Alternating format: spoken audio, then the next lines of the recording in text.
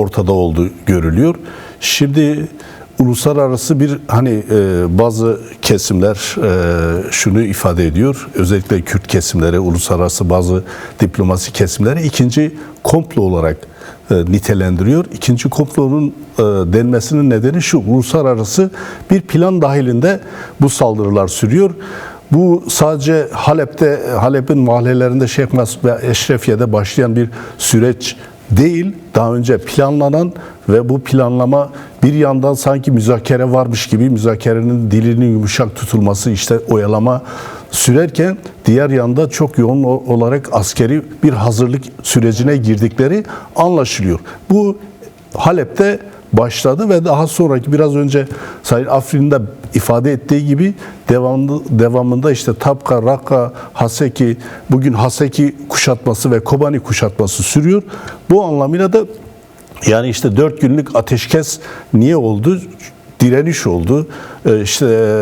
Kassede Genel Komutanı Mazlum Abdi ne dedi? Dedi ki biz Kürtlerin yoğun olduğu alanlara çekildik. Evet. Yani bu aslında bu şöyleydi. İşte 10 Mart mutabakatı, belki oraya dönmek gerekiyor. 10 Mart mutabakatı biliyorsunuz birçok yönü vardı.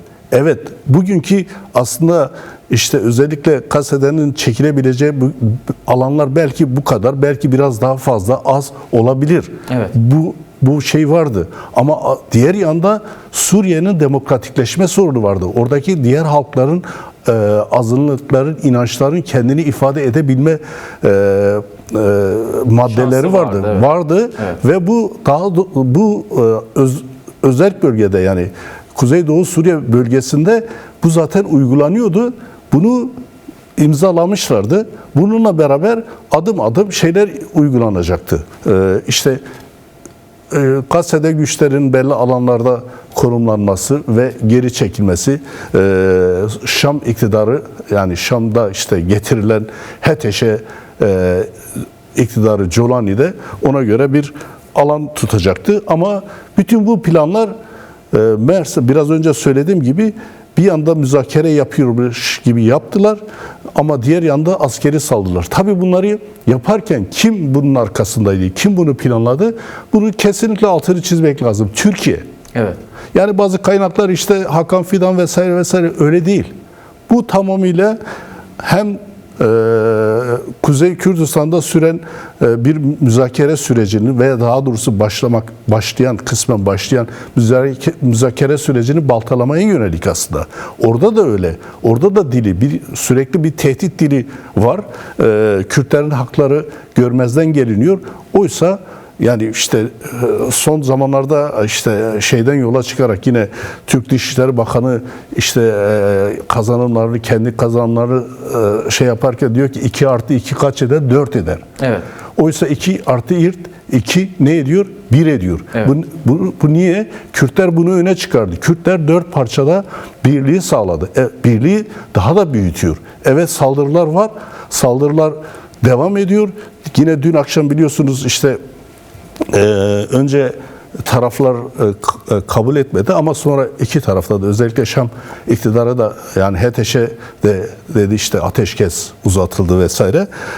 Sonra Ahmet İlhan da açıkladı. İşte 2 nedenden dolayı uzatıldığını: uluslararası güçlerin devrede olması, işte HTŞ'li güçlerin, DAEŞ'li güçlerin taşınması, diğer yandan işte müzakere ortamının yaratılması. Ancak bu mümkün gözükmüyor. Niye gözükmüyor?